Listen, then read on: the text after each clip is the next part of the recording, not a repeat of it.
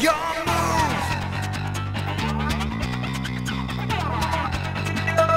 What is going on, you guys? Bashtian here, and today we're going to be looking at some of the cards that you guys are going to be needing in order to beat the two most impressive cards in current format of Yu-Gi-Oh! With the Nationals coming up just this upcoming weekend. I want to make sure that each and every single one of you guys are prepared and know exactly what cards you're going to be sighting in and sighting out for these specific matchups. Now, not every single deck is going to run these, but you are going to be seeing them quite a bit regardless. So something that we need to make sure that we're doing is we're going to be learning from our mistakes and learning from history, essentially. Don't let history repeat itself.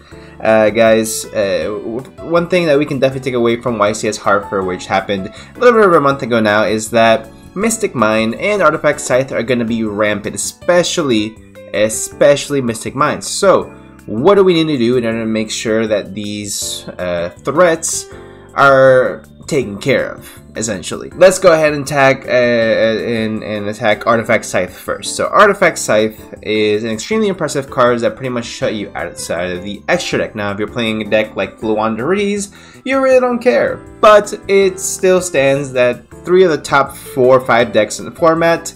You have the Sword Soul, which relies on the extra deck. You have your branded Despia, which relies on the extra deck. And then you have your Punk Adventure, Synchro, Therion, or whatever, Mesh, which again relies on the extra deck because you need your Synchro summons. So, Artifact Scythe is going to be extremely impressive against these decks in particular. Now, if you are a p.u.n.k player, you don't have to really worry about this, as you yourself also can play Mystic Mine as well. So, if you play p.u.n.k, well, we just don't get along too well. So anyway, guys, let's go ahead and again tackle Artifact Scythe. So Artifact Scythe, how do we go ahead and deal with this? So if you guys have seen a recent trend, cards like DD Crow has been spiking. Infinite Impermanence going up, even by a few cents, is going up. You know, cards like these that help deal with DD Crow, deal with Artifact Scythe, I should say, are starting to go up in value, especially with National Season coming up again within a week away, guys. So really make sure you go ahead and pick your cards up now. I don't have an affiliate link, so don't worry about that. You don't have to worry about that at this moment. But cards like DD Crow, make sure you are playing Called by the Grave. Most people should be playing it in the main deck. If you really cannot find room, you better make sure you side deck and Called by the Grave for whenever you're going first or second, essentially, if you're going to be combating Artifact Scythe. Cards like Infinite Impermanence, I should say, Forbidden Chalice, Forbidden Droplets become a lot more affordable now due to the reprint. I think it's like $50, $60. Actually, it went up to a $60, $65 card. It used to be $100, so it's still a lot more affordable, where you would have to pay over $300 for a playset. Now you can pick up the entire playset for around $160 to $180. So it's a lot more affordable now. If you guys have it in your budget, definitely go ahead and get it. If you do not, you can still pick up Imperm and Chalice. Chalice are going to be like $2-3 each. Imperms are going to be 10 to 12, but it's definitely worth the investment. Also some really spicy tech that we got from YCS Hartford as well. Foolish Return, which targets a card in the graveyard and shuffles it back into the deck. So that is going to be really effective, but it does also allow the opponent to retry to activate Artifact Scythe later in the line. The good thing about that is that Artifact Scythe is extremely impressive on turn 1, where you don't really have any presence set up.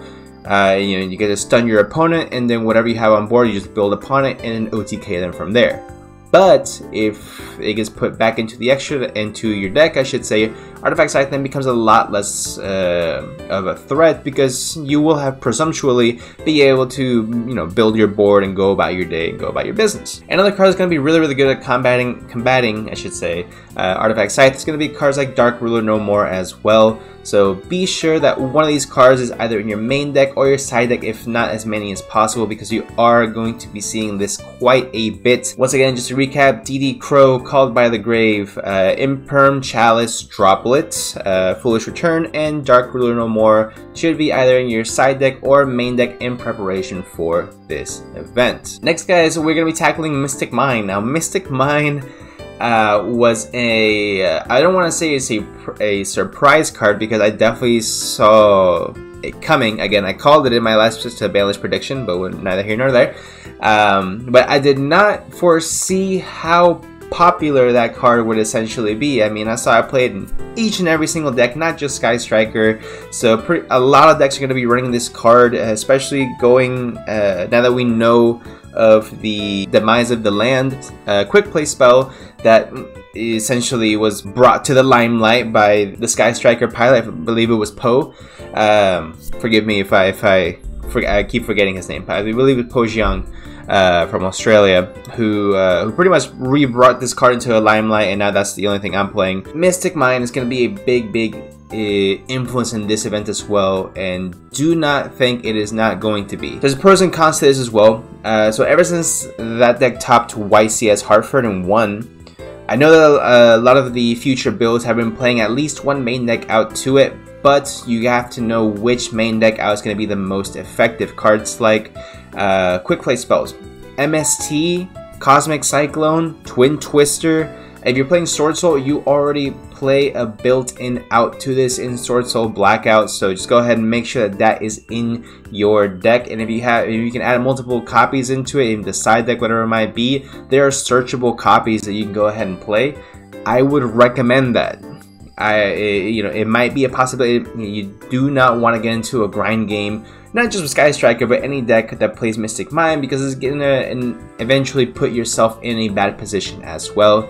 Just be careful with that, guys, moving forward. So again, Cosmic Cyclone, Twin Twister, even Mystical Space Typhoon. If you can't find a Cosmic Cyclone or a Twin Twister, that's perfectly fine. Again, if you're playing Sword Soul Blackout's going to be a fantastic way to do it. Harpy's Feather Duster is a good card. It's a fantastic card. The reason is that one. But the issue with that card is that it's not a quick effect. So, the cards can be... how do I say this? It's limited in what it can do, and I feel the same way about a card like Lightning Storm. As fantastic as that card is going second, I believe it's going to be better to have something you can actually chain, because if you have Lightning Storm in your hand and you are ready for it. Another really popular side deck card that is popping up, guys, is Anti-Spell Fragrance. So if you cannot deal with the Anti-Spell Fragrance, then you're pretty much just setting your Harpy's Feather Duster or your Lightning Storm, in which case it's really going to impact the way you play as well. So when you're siding for this event, you also got to be aware of what other popular side deck cards are. With Anti-Spell Fragrance being extremely popular right now, especially because of the rise in Sky Striker play as well, you are going to have to be aware for that as well. So just make sure you're playing quick play outs to the Mystic Mine and quick play outs to back row, so you guys can go ahead and have the best success here moving forward. So hopefully you guys did enjoy the quick analysis. If you guys have any other additions and other things that you may want to learn how to combat before this upcoming weekend's Nationals, go ahead and let me know in the comment section down below. But if you guys did enjoy, like the video, subscribe for more, and I'll see you guys in the next one.